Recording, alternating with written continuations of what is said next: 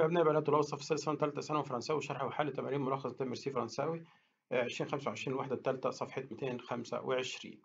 واللي أوبسيرفي الأنكار دي اسمها أنكار فقاعة. إيه لي ديسان والرسوم بوي ريبوندي ثم أجب على كيستيون. موا أو سالي موا سي جون، أنا اسمي جون، جي دي 17 سنة. تقول جام بحب لزانيمون الحيوانات، إيكولوجي اللي هو الأعمال الحاجات النباتية والأعمال بيقول لي جي دو سوسيتي جو نام با، ما بيحبش لي جو دو سوسيتي زي الكوتشينه كده، جي دو سوسيتي ولا تيلي التلفزيون.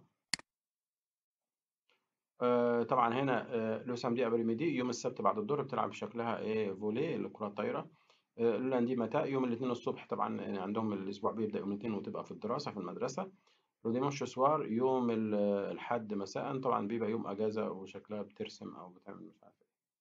طيب et choisissez la réponse correcte. جون n'aime pas، لا تحب، ما بتحبش عندك جي دي سوسيتي ولي لا تيلي، جي دي سوسيتي لا تيلي، طب ما فيش لا تيلي في لا تلفزيون.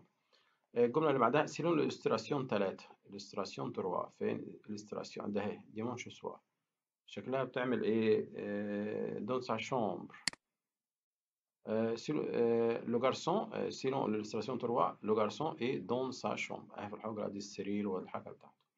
سامدي جون جو يوم السبت، سامدي جو بتلعب فولي بول، هي شكل الكرة أصلا، شكل الكرة دي بتاعت الفولي وبيرفعوا ايديهم فولي بول. جون فا ليكول بتروح المدرسة، لو لاندي يعني في صورة هنا لاندي متى إلى ليكول.